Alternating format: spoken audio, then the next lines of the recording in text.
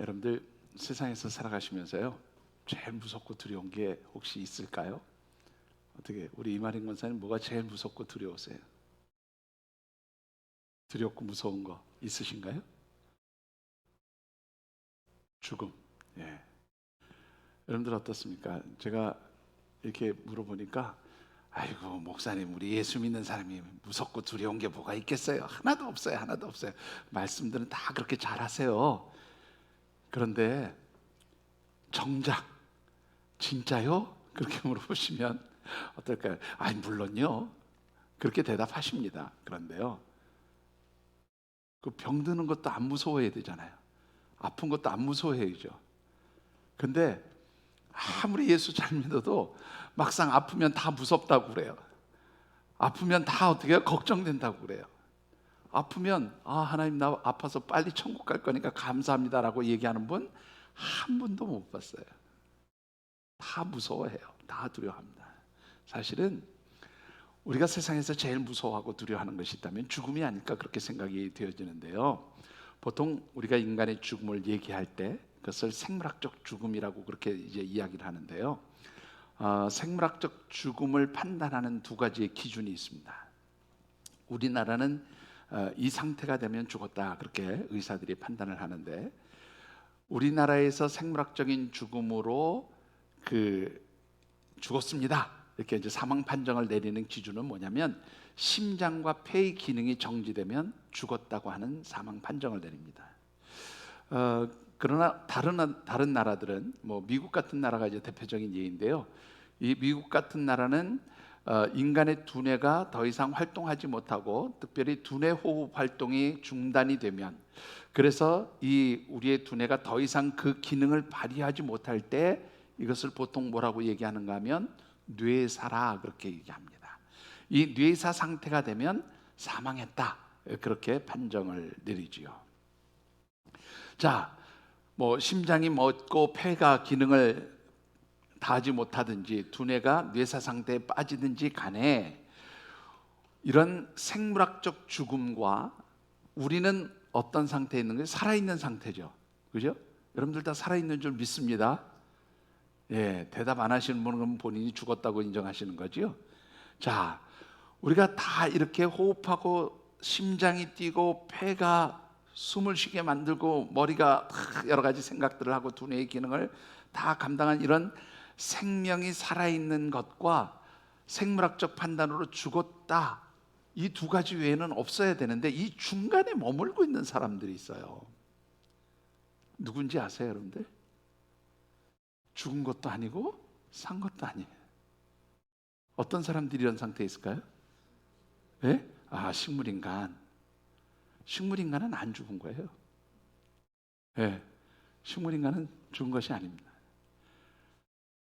죽은 것도 아니고 산 것도 아닌 그런 상태에 놓인 사람들을 뭐라고 얘기하냐면 냉동인간이라고 그래요. 들어보신 적 있으세요? 자, 사진 하나 보실까요? 전 세계에서 사람을 냉동시켜서 그 생명을 연장해 보려고 하는 그런 회사들이 있습니다. 지금 여러분들 보시는 그 사진 중에서 왼쪽 편은요, 러시아 회사에서 사람들을 냉동시키는 그런 일종의 시신이라고, 아직 죽은 게 아니까 몸 육신을 보관하는 냉동고고요. 이 러시아 업체는 크리오로스라고 하는 업체인데, 그 업체에서는 그 사람을 저런 그 냉동고에다가 이렇게 보관을 합니다. 그런가 하면 우측에 있는 거는요, 알코 생명 연장 재단이라고 하는 곳에서 사람의 몸을 보관하는 것인데, 저 회사는 1972년도에 만들어졌어요. 굉장히 오래됩니다. 가장 인간의 몸을 냉동시키는 일을 가장 먼저 시도한 그런 회사인데요. 자, 재미있는 것은 우리 모든 인간의 신체를 구성하는 그 분자의 활동이 딱 멈추는, 죽은 것이 아니라 멈추는 절대 온도가 있습니다. 혹시 몇 도인지 아세요? 영하 196도가 되면 우리 몸의 모든 분자의 세포 활동이 정지를 해요. 여러분들 혹시 예전에 한국 도시가스공사를 이렇게 방문을 하면 액화 상태, 도시가스가 여러분들 아시는지 모르겠지만 액화 상태로 존재합니다. 보관을 할 때 기체가 아니고 액체 상태로 보관하는데요. 이 액체 상태로 보관할 때 온도가 거의 190 몇 도인가 그렇게 돼요. 그 도시가스 그 회사에 가면, 그 견학을 가면 여러분들 살아있는 금붕어를 이렇게 딱 건져가지고요, 그 도시가스 그 절대 액화되어 있는 도시가스에다 팍 집어넣어요. 그럼 어떻게 돼요? 붕어가 그냥 금붕어가 바로 얼어서 냉동 상태가 되는, 죽은 것처럼 보여요. 근데 그거를 탁 건져내 가지고요, 다시 상온의 물에다 탁 넣으면 어떻게 돼요? 다시 살아나요. 그런 것처럼 사람의 몸을 절대 온도인 영하 196도에다가 집어넣는 거예요. 물론 그냥 집어넣는 게 아니고 여러 가지 그 집어넣는 절차가 있어요. 몸에서 모든 수분을 다 제거하기 위해서 피도 다, 혈액도 다 제거하고 뭐 이렇게 이제 절차들이 있는데요. 자, 중요한 것은 이 사람을 냉동시켜서 그 몸을 보관하는 이런 일을 하는 곳이, 제가 처음에 말씀드렸던 그 왼쪽 편 사진에 있는 그 회사가 러시아의 크리오로스라고 하는 회사인데요. 이 회사는 우리나라에 2018년에 지사를 만들었어요. 우리나라에도 이 회사가 들어와 있습니다. 그리고 2020년 5월 어버이날에 우리나라 사람 최초로 한 사람이 나도 냉동인간 되고 싶어요 그래가지고 돈 내고 냉동인간 상태로 들어가서 그 몸이 지금 러시아 크리오로스 본사에 가 있어요. 이송하는 경비 빼고 그 냉동 상태에 들어가서 보통 기본 100년을 보관한다고 그러는데요. 100년 동안 보관하는 비용이 얼마냐면 러시아의 그 회사에다 지불하는 비용이 1억 500만 원입니다.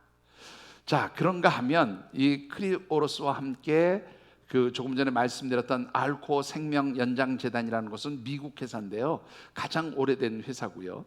이 회사에는 두 가지 옵션이 있어요. 하나는 뭐냐면 우리 몸 전체를 다 냉동으로 보관하는 옵션인데, 이거는 비용이 얼마냐면 20만 달러. 우리 돈으로 따지면 대략 한 2억 6천만 원을 내면은 100년 동안 우리 육신을 보관하는 거예요. 좀 여러분들이 아주 하여튼 뭐 좀 몸서리 쳐지게 느껴질 수도 있는데요. 몸은 놔두고 두뇌만 보관하는 서비스도 있대요. 또 상상이 가세요? 두뇌만 보관하는 서비스는 얼마냐면 8만 달러. 1,300원 계산해 보시면 대략 얼마 되는지 아시죠?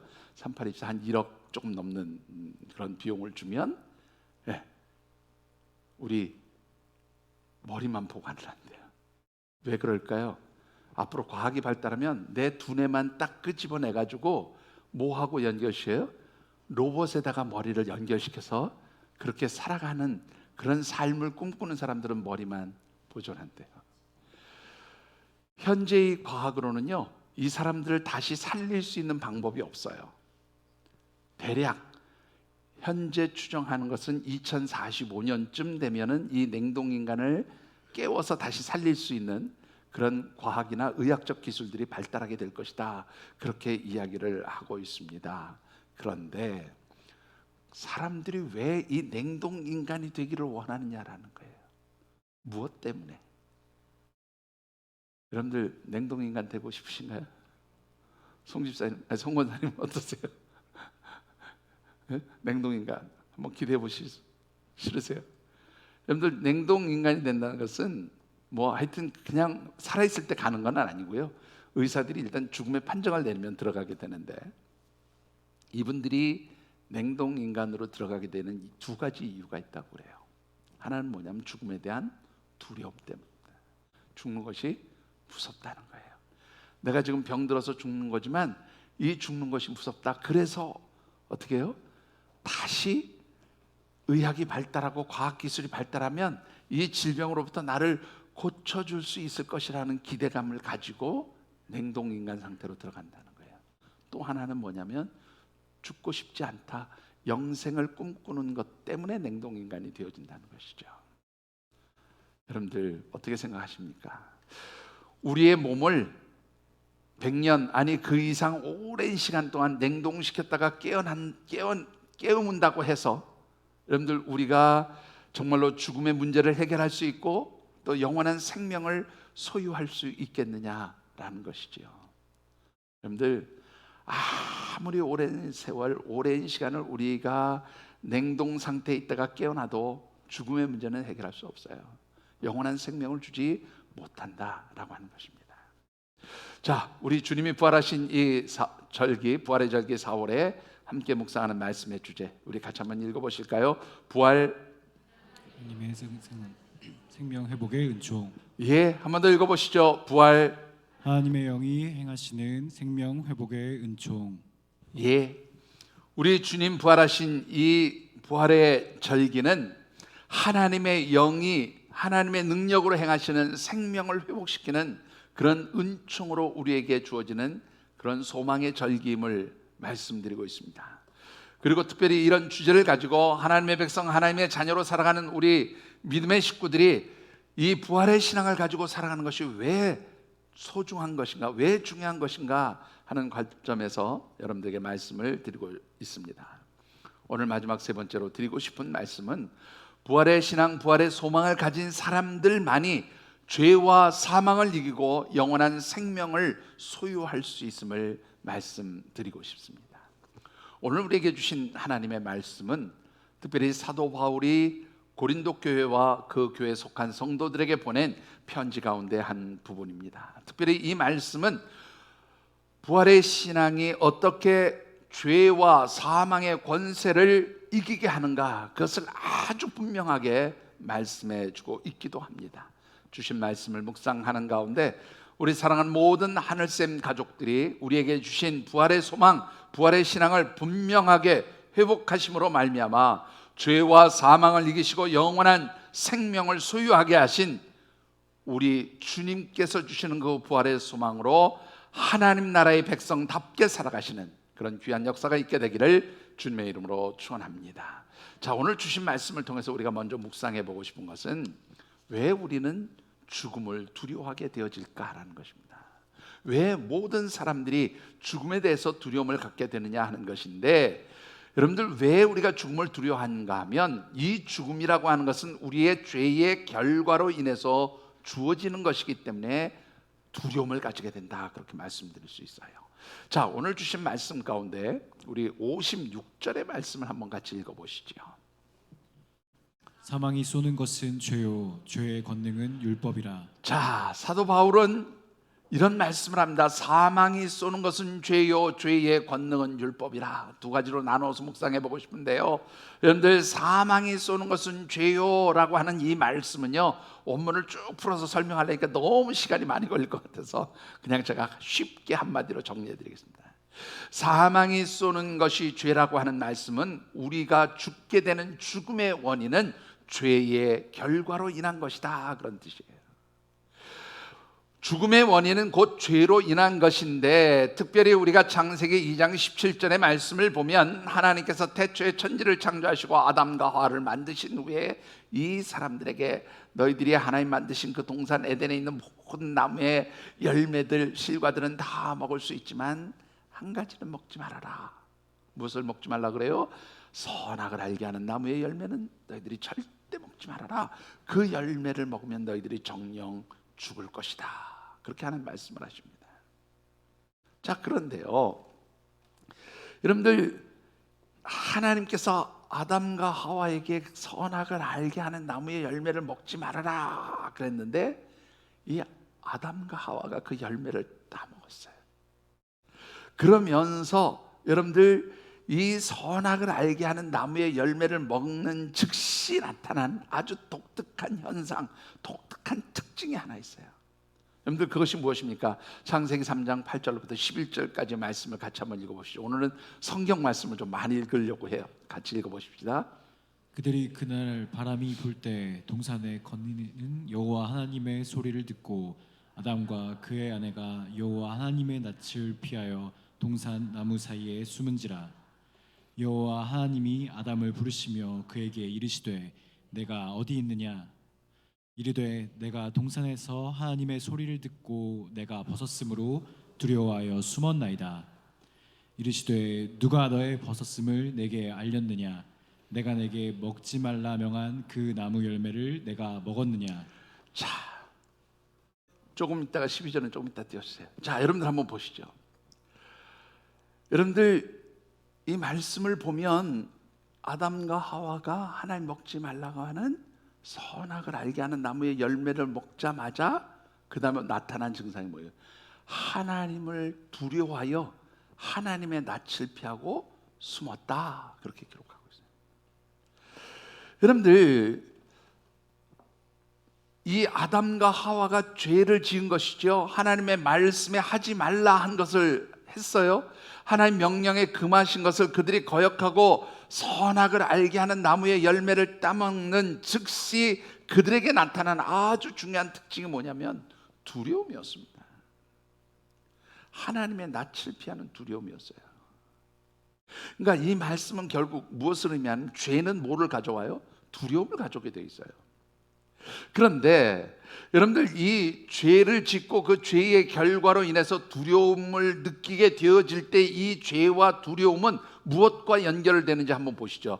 로마서 5장 12절의 말씀을 같이 받들어 읽어보십시다.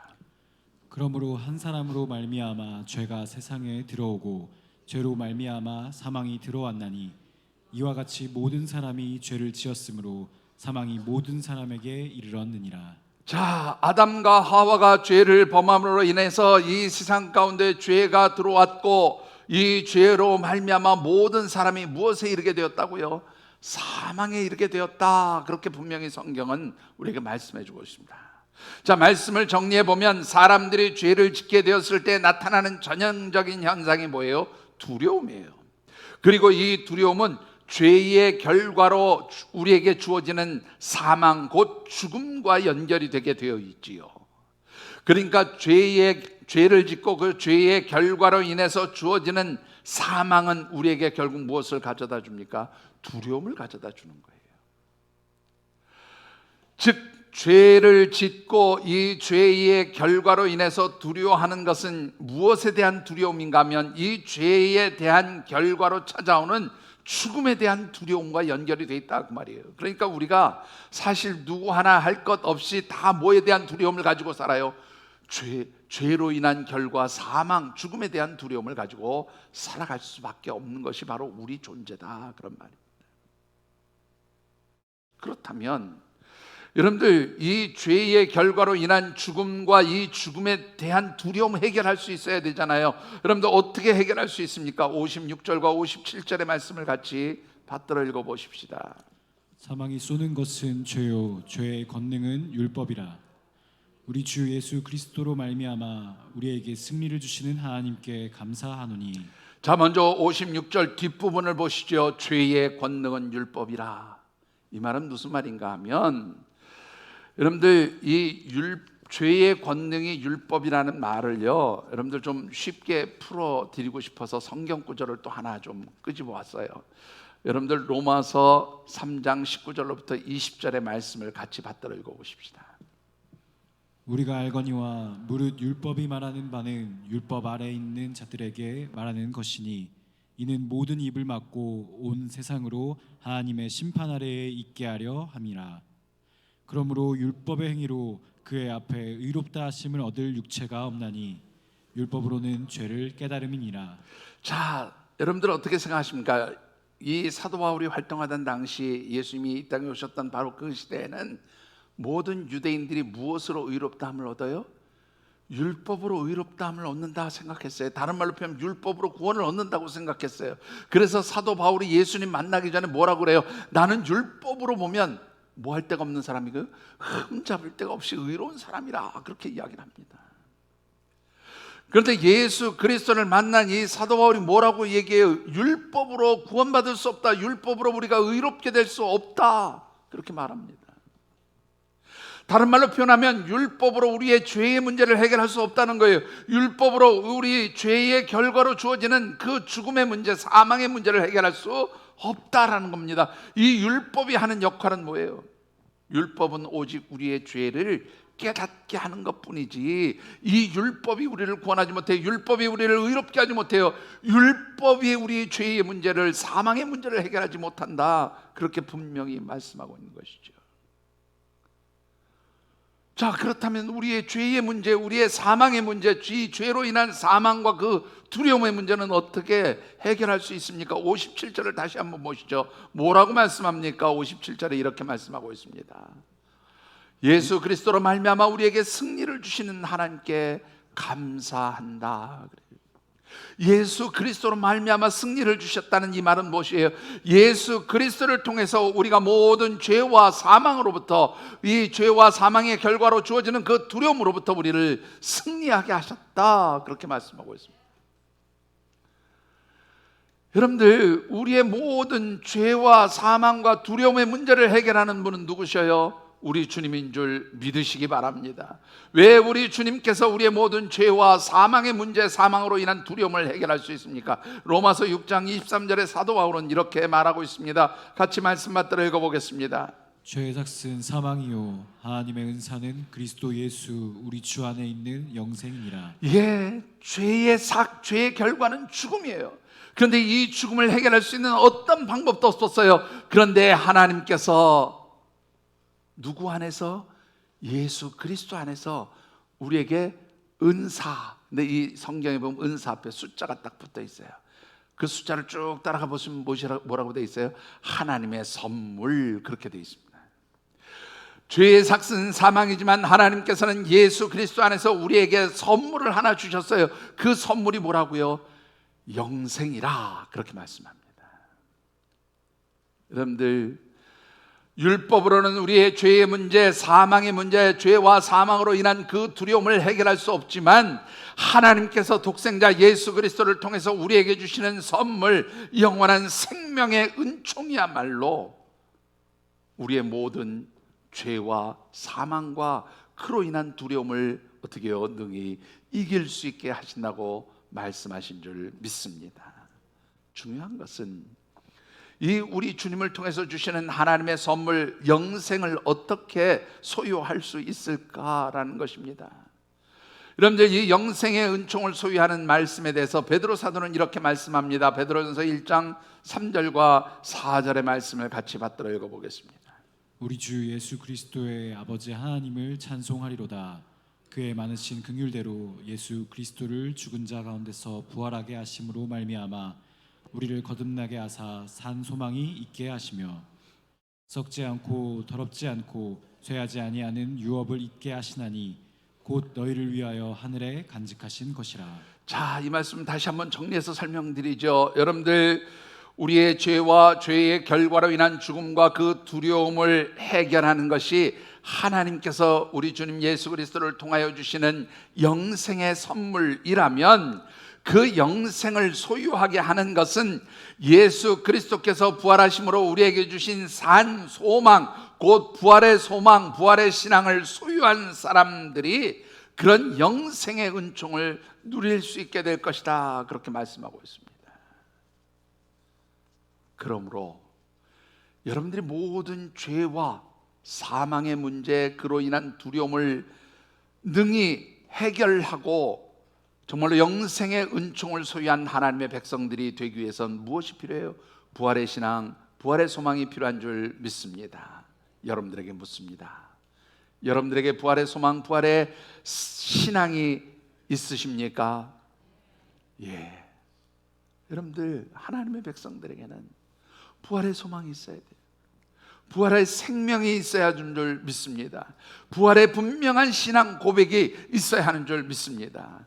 그 부활의 소망, 부활의 신앙을 소유한 사람들이야말로 어떠한 사망의 자리, 어떠한 사망의 권세가 지배하는 그러한 환경과 상황 속에서도 두려워하지 아니하는 당당한 하나님의 백성으로 살아가시게 되는 줄 믿습니다. 여러분들에게 이런 당당한 부활의 신앙이 회복되어지시기를 주님의 이름으로 축원합니다. 부활의 신앙이 있는 사람은요, 세상이 두렵지 않습니다. 근데 세상에 제일 무서운 게 뭐예요? 죽는 거라며요. 근데 죽는 게 더 이상 두렵지 않아요. 왜? 그 죽음이 두렵지 않은 이유는 조금 이따 다시 말씀드리겠지만, 우리는 그 죽음을 넘어서 영원한 생명을 소유한 부활의 신앙이 있기 때문에 죽음이 두렵지 않은 거예요. 자, 그러면 우리가 모든 죄와 사망을 이기시고 부활하신 우리 주님, 우리 예수님께서 주시는 부활의 소망으로 하나님 나라의 유업을 누리기 위해서 우리에게 가장 먼저 필요한 것이 무엇일까라는 것이죠. 여러분들 50절의 말씀을 같이 받들어 읽어보십시다. 형제들아, 내가 이것을 말하노니 혈과 육은 하나님 나라를 이어받을 수 없고 또한 썩는 것은 썩지 아니하는 것을 유업으로 받지 못하느니라. 여러분들 이 말씀은요, 우리가 죽음을 두려워하지 않아야 되는 분명한 이유를 설명하고 있어요. 무엇으로는 하나님 나라를 유업으로 받을 수 없다고요? 우리의 혈과 육으로는 하나님 나라의 유업을 받을 수 없다. 혈과 육은 바로 뭐예요? 우리의 육신이에요. 우리의 육신을 가지고는 절대로 하나님 나라의 유업을 받을 수 없다. 사도 바울이 그렇게 말합니다. 그러면 하나님 나라의 유업을 받기 위해서 우리에게 가장 중요한 전제 조건이 뭐예요? 혈과 육이 어떻게 해요? 죽어야 돼요. 여러분들 죽어야 그 다음에 뭐가 있어요? 부활의 소망이, 영생의 생명이 시작되어진다 그 말입니다. 여러분들 우리에게 있어서 혈과 육을 벗는다는 것이 무엇을 의미합니까? 조금 전에도 말씀을 드렸지만 우리의 육신을 벗는 거예요. 우리의 육신이 죽는 거예요. 그런데 문제는 단순히 우리가 육신적으로 죽어야 영생의 생명을 소유하는 것이냐, 영원한 생명을 소유하는 것이냐, 그것이 아니죠. 여러분들 우리의 육신이 죽고 영생을 소유하기 위해서는 한 단계 더 나가야 돼요. 그 한 단계 더 나가는 것은 무엇인가 하면 우리의 죽은 혈과 육이 변화되는 거예요. 여러분들 이 혈과 육이 변화되는 것에 대해서 53절과 54절에 이렇게 말씀하고 있습니다. 같이 읽어보시죠. 이 썩을 것이 반드시 썩지 아니할 것을 입겠고 이 죽을 것이 죽지 아니함을 입으리로다. 이 썩을 것이 썩지 아니함을 입고 이 죽을 것이 죽지 아니함을 입을 때에는 사망을 삼키고 이기리라고 기록된 말씀이 이루어지리라. 예, 모든 죄와 사망의 문제를 이기고 승리하기 위해서는 뭐가 전제돼야 돼요? 썩을 것이 썩지 아니할 것으로 덧입고 죽을 것이 죽지 아니할 것으로 덧입어야 되는 거예요. 우리의 혈과 육이 죽지 않을 것, 썩지 않을 것으로 덧입을 때에 우리가 어떻게 돼요? 여러분들 사망을 이기는 영생을 소유한 하나님의 백성이 되어진다, 그런 말씀입니다. 그렇다고 한다면 과연 썩지 아니할 것이고 여러분들 죽지 아니할 것이 뭘까요? 여러분들 요한복음 11장 25절과 26절에서 예수님은 그 썩지 아니하고 죽지 아니할 것이 무엇인가를 분명히 말씀해 줍니다. 같이 받들어 읽어보십시다. 예수께서 이르시되 나는 부활이요 생명이니 나를 믿는 자는 죽어도 살겠고 무릇 살아서 나를 믿는 자는 영원히 죽지 아니하니 이것을 내가 믿느냐. 여러분들 예수님 친히 하신 말씀입니다. 무릇 살아서 나를 믿는 자는 죽지 않을 것이고 또 나를 믿는 자는 죽어도 살 것이다. 네가 이것을 믿느냐? 이 말은 뭐예요? 우리 예수님께서 영원한 죄와 사망을 이기시고 그 모든 죄와 사망 가운데서 하나님의 능력과 도우심으로 부활하심을 믿는 바로 그 믿음을 가지는 것이 바로 영원히 썩지 아니할, 그리고 영원히 죽지 아니할 옷을 덧입는 거예요. 그것이 바로 믿음의 옷을 덧입는 것입니다. 여러분들 우리의 육신은 죽을 수밖에 없어요. 아니 죽어야 해요. 그런데 이 죽어야 하는 우리의 육신 가운데 여러분들 무엇이 덧입혀져요? 믿음의 옷이 덧입혀져야 합니다. 우리 주님께서 모든 사람들을 위하여 친히 십자가에서 죽으시고 그 죽음 가운데서 하나님의 능력과 도우심으로 다시 부활하셔서 살아나시고 우리 모든 하나님의 백성들에게 부활의 산 소망을 주시고 우리에게도 주님처럼 다시 살아날 것을 분명하게 말씀해 주신 그 부활의 소망, 부활의 신앙을 가진 믿음의 사람으로 살아가는 것, 그것이 바로 썩지 아니할 것, 죽지 아니할 것을 덧입는 믿음의 옷이 되어지는 줄 믿습니다. 여러분들에게 우리 주님의 부활과 그 부활의 능력이 함께 하시는 하나님의 손길이 함께 하심을 믿고 고백하는 분명한 부활의 신앙, 부활의 믿음, 부활의 소망이 있게 되기를 다시 한번 주님의 이름으로 축원합니다.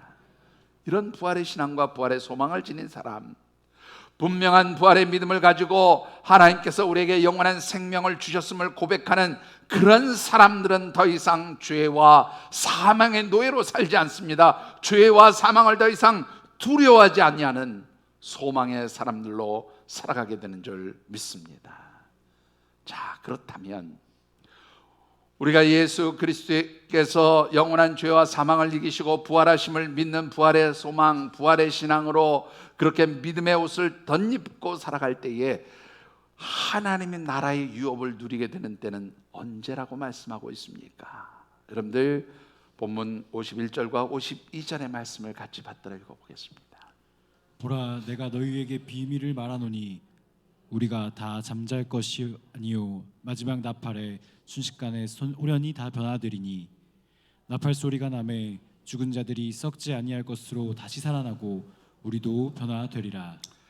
자, 나팔 소리가 날 때 죽은 자들이 썩지 아니할 것으로 다시 살아나고 우리 살아있는 자들도 다 변화될 것입니다. 그렇게 사도 바울이 말합니다. 여러분들, 이 나팔 소리가 난다는 것이 어느 때를 의미할까요? 데살로니가 4장 16절과 17절에 이렇게 말씀합니다. 한 번 더 읽어보시죠. 주께서 호령과 천사장의 소리와 하나님의 나팔 소리로 친히 하늘로부터 강림하시리니 그리스도 안에서 죽은 자들이 먼저 일어나고 그 후에 우리 살아남은 자들도 그들과 함께 구름 속으로 끌려 올려 공중에서 주를 영접하게 하시리니 그리하여 우리가 항상 주와 함께 있으리라. 나팔 소리가 나는 때는 언제예요? 우리 주님이 만왕의 왕으로 심판의 주님으로 이 땅에 다시 재림하시는 그때가 바로 나팔 소리가 들리는 때예요. 여러분들, 우리가 하나님의 백성으로 살아가면서 나팔 소리가 들리는 바로 그때, 우리 주님이 다시 이 땅에 오시는 바로 그때를 바라보며 살아가야 하는 것은, 그때가 바로 우리에게 무엇이 주어지는 때요? 영원한 생명의 은총이 주어지는 때인 줄 믿습니다. 영원한 하나님 나라를 유업으로 받게 되는 때가 바로 우리 주님 다시 오실 때인 줄 믿으시기 바랍니다. 그렇다면 이 말씀을 좀 바꿔서 얘기해 볼까요? 우리가 부활의 소망을 가지고 살아간다, 부활의 신앙을 가지고 살아간다 라고 하는 다른 말은 주 예수님이 다시 오실 때를 기대하며 살아가는 거예요.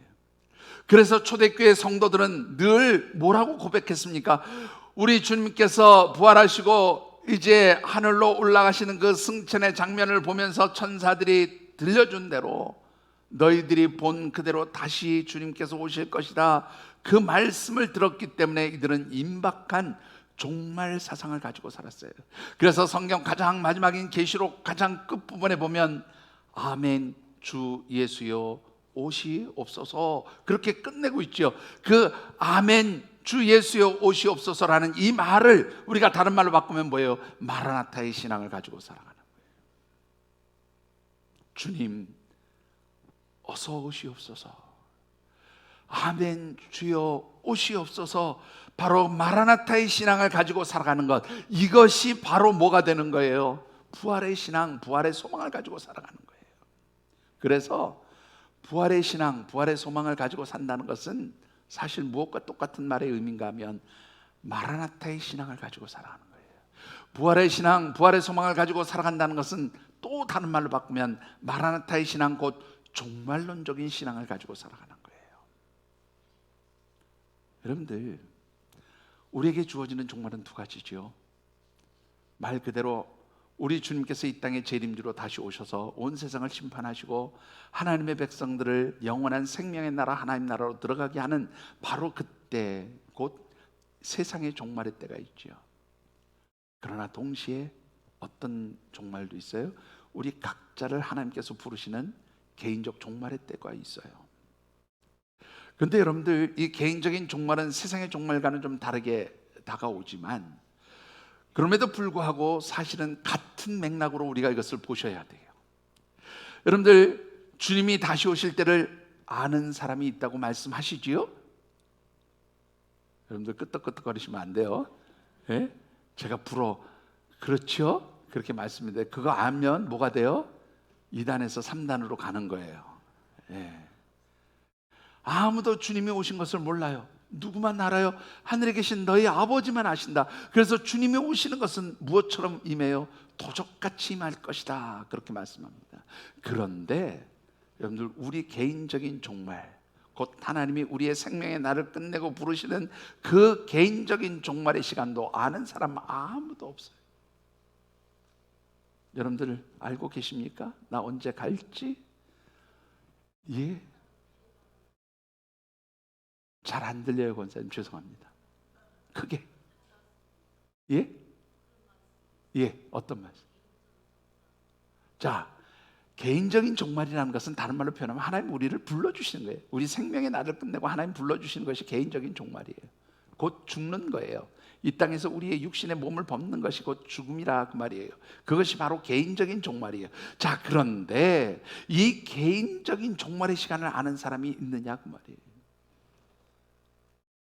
언제 죽을지 아세요? 하나님 언제 날 불러주실지 아세요? 하나님이 나를 불러주시는 날도 뭐처럼 임해요? 도적같이 임하는 거예요. 언제 갈지 아무도 알지 못해요. 제가 우리 월요일 새벽마다 기도하는 게, 하나님 우리의 노부모님들 그저 이 땅에서 주신 시간, 생명의 날들 동안에 모든 사명 감당하시다가 사명 끝나서 하나님 불러주실 때는 어떤 질병 고통 없이 주무시다가 천국 입성하게 해주세요. 그런 기도를 월요일 아침마다 하고 있습니다. 새벽 예배 오시는 분들은 알고 계시지만, 사실 그 기도의 첫 번째 응답일까요? 하여튼 그 이전에도 여러 번 그런 응답이 있었지만 저희 어머니가 그 응답대로 가셨어요. 주일날 아침에 하나님 부르셔서 주무시다가 천국 가셨는데, 근데 여러분들 그 어머니 부르시기 이틀 전, 3일 전도 제가 통화를 했어요. 이틀 후, 3일 후에 어머니 돌아가실 줄 아무도 몰랐어요. 그냥 부르시니까 가는 거예요. 그게 바로 개인적인 종말이에요.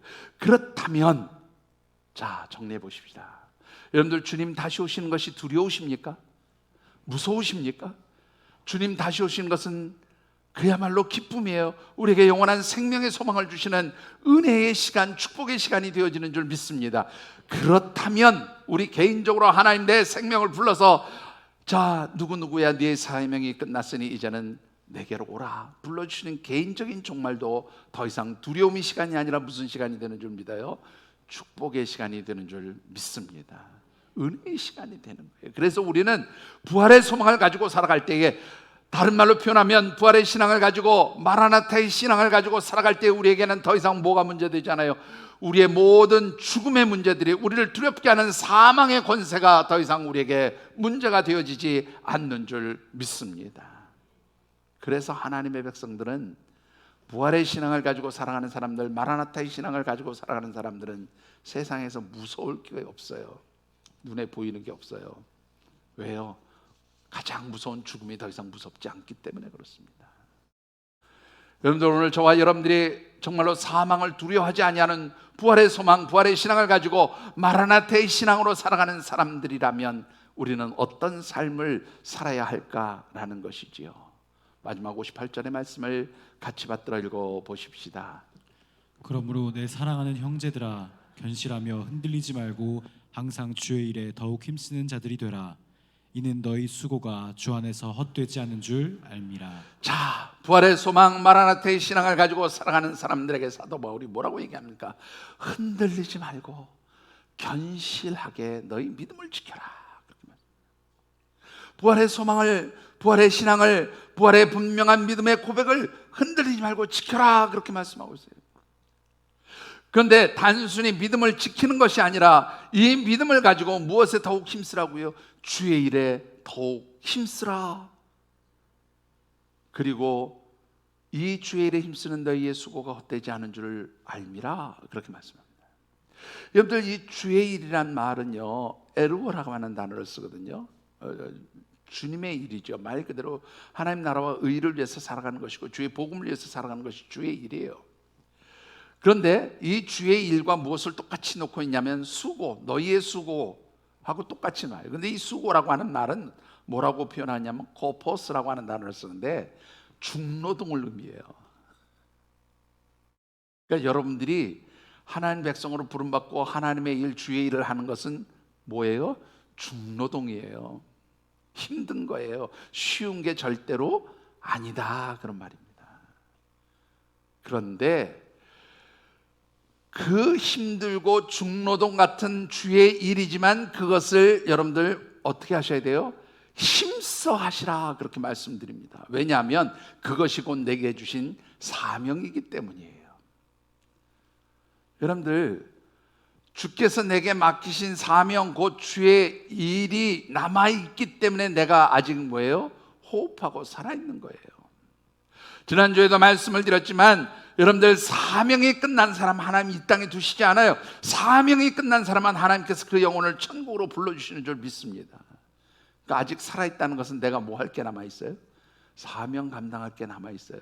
어떨지라도 중노동처럼 힘들지라도 그 사명이 남아있기 때문에 살아있는 거예요. 그런데 종종 우리가 그러죠. 목사님, 진짜 힘들어서 못 해먹겠습니다. 제게 있는 직분 좀 걷어주시지요.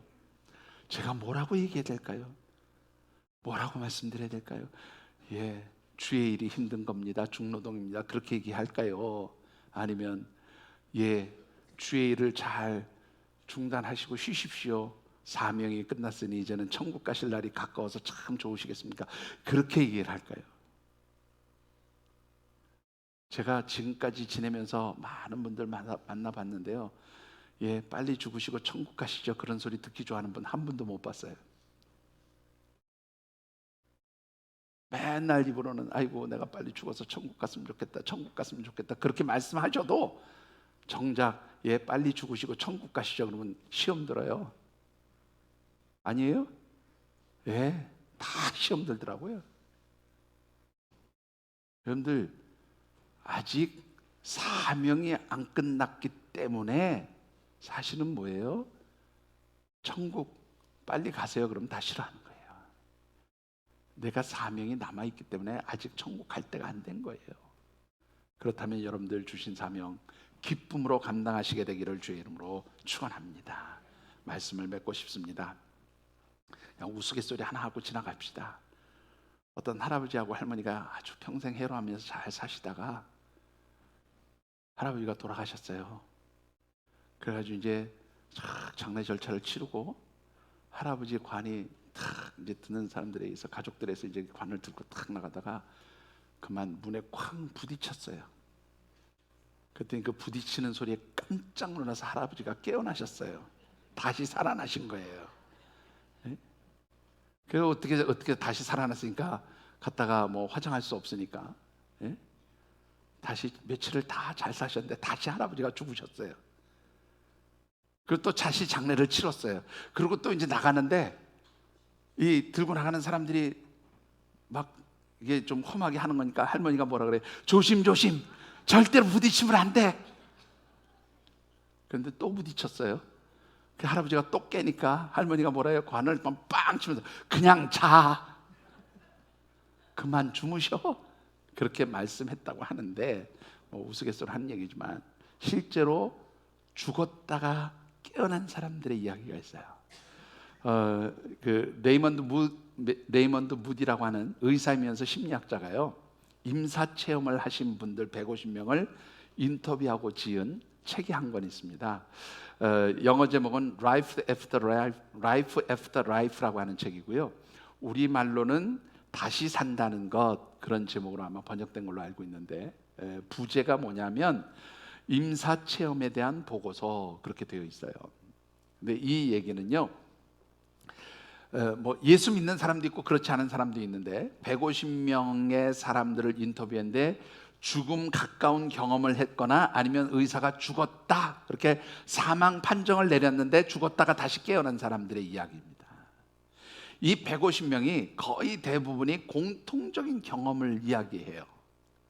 자, 어떤 경험이 있었다고 얘기할까요? 첫 번째, 내가 죽는 그 순간, 죽음으로 들어가는 그 순간에 무엇인가 강한 충격을 받아서 내 몸에서 내 영혼이 빠져나오더라. 첫 번째 경험. 두 번째는 빠져나온 내 영혼이 위에서 내 몸, 내 영혼이 빠져나온 몸을 이렇게 내려다보고 있더라. 세 번째, 단계가 뭐냐면 그 내려다보던 영혼이 어둠의 아주 긴 어둠의 터널을 통과하는데 그 어둠의 터널을 통과하게 되는 것이 세 번째 경험이고, 어둠의 터널을 통과하면 환한 빛과 같은 존재가 딱 나타난대요. 그리고 사랑과 포용으로 이렇게 푸근하게 안아주는데, 이게 네 번째 경험이에요. 자, 여기서 제가 뭐 약간 팁을 드리면, 예수 믿는 사람이나 안 믿는 사람이 일단 하나님 앞에 가니까 빛의 존재 앞에 서게 되겠죠. 거기서 이제 하나님 심판을 받게 되겠죠. 근데 어쨌든 하여튼 그런 환한 빛 가운데로 들어가는데, 이제 돌아가야 될 사람들이죠. 이 사람들은 다시 깨어난 사람들이니까 이 사람들에게 두 가지를 얘기한대요. 타인을 사랑하라. 그리고 더 삶에 대한 지혜를 배우기에 힘써라. 그렇게 하고 다시 가라 그런대요. 그런데 이 빛의 가운데 쌓여서 그 말을 들을 때 너무너무 평안해서 다시 돌아가고 싶지 않은데 돌아가라 그래서 돌아왔다. 이게 그들이 남긴 공통적인 경험이에요. 자, 그리고 그렇게 돌아왔더니 내 영혼이 다시 내 몸으로 들어왔다. 이렇게 정리를 하고 있어요. 자, 무슨 얘기인가 하면, 죽음으로 모든 것이 끝나는 것이 아니라 우리에게 영원한 뭐가 있다? 생명이 있다는 거예요. 그 다음에 하나님 나라의 세계, 영생의 세계가 분명히 있음을 이 책은 우리에게 가르쳐주고 있습니다. 이 영원한 생명의 나라, 하나님의 나라에 들어가는 사람들은 어떤 사람들이에요? 부활의 소망을 가진 사람들입니다. 부활의 신앙을 가진 사람들입니다. 마라나타의 신앙을 가지고 아멘 주님 어서 오시옵소서, 주님 오실 날을 기다리면서 내게 주신 사명 기쁨으로 감당하는 바로 그 부활의 신앙, 부활의 믿음을 소유한 사람들이 바로 누리게 될 하나님 나라의 소망인 줄 믿습니다. 이 부활의 소망을 가지시고 모든 죄와 사망의 권세, 그 죄와 사망의 권세가 주는 두려움을 뛰어넘어 하나님 백성, 하나님 자녀답게 살아가시는 아름다운 믿음의 역사가 있게 되기를 주님의 이름으로 축원합니다. 기도하겠습니다. 주신 언약의 말씀